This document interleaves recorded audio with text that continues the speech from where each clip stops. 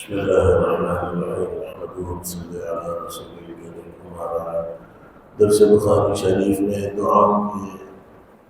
باب میں امام بخاری رحمہ اللہ نے رات کو سونے کے متعلق کچھ آداب اور دعائیں ذکر کی تھی۔ حضرت براء بن عازب رضی اللہ عنہ فرماتے ہیں کہ مجھے اللہ کے نبی صلی اللہ علیہ وسلم نے ارشاد فرمایا اذا اتیت مضجعک فتوضأ وضوءک للصلاۃ، جب تم رات کو سونے کے لیے اپنے بستر پر آؤ تو سب سے پہلا کام یہ کرو کہ نماز کی طرح وضو کر لو۔ نماز کی طرح وضو کرنے کا ایک فائدہ تو یہ ہوگا کہ باوضو جو سوتا ہے اور وہ خواب دیکھتا ہے تو وہ سچے خواب ہوتے ہیں۔ شیاطین کے اثرات اور ان کی آمیزش خواب میں باوضو سونے والے شخص کے خواب میں کم سے کم ہوتی ہے اور شیطان اس کے ساتھ کھیل نہیں سکتا۔ دوسری بات آپ نے فرمائی ثم استجع علی شقک الایمن، پھر تم اپنی دائیں کروٹ پر سو۔ دائیں کروٹ پر سونا اس لیے تاکہ اٹھنے میں آسانی ہو۔ بائیں کروٹ پر سونے سے گہری نیند آتی ہے اور انسان کے لیے اٹھنا مشکل ہوتا ہے، تو یہ دوسرا ادب آپ نے بیان فرمایا۔ پھر تیسری بات آپ نے فرمائی حضرت حذیفہ بن یمان کی روایت میں کہ اللہ سے یہ دعا کرو دیگر وظائف پڑھنے کے بعد، 4 کل آیت الکرسی 3 دفعہ پڑھ کر اپنے جسم پہ دم کرنا اور جسم کے جہاں جہاں ہاتھ پہنچتا ہے وہاں پر ہاتھ پہنچانا دم کر کے، یہ سب اعمال کرنے کے بعد تسبیحات فاطمہ پڑھنے کے بعد یہ بالکل آخری لمحات کی دعائیں فرما رہے ہیں۔ 2 دعا ثابت ہے۔ ایک دعا بسمک اموت و احیا، اے اللہ آپ ہی کے نام کو یاد کر کے میں زندہ رہتا ہوں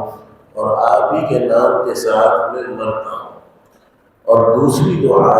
جو آپ نے بہت اہتمام کے ساتھ حضرت براء بن عازب سے فرمایا سب سے آخر میں، یعنی اس کے بعد فرمایا کہ کوئی اور ذکر بھی نہ ہو، کوئی اور بات بھی نہ ہو، بالکل آخر میں یہ دعا پڑھ لو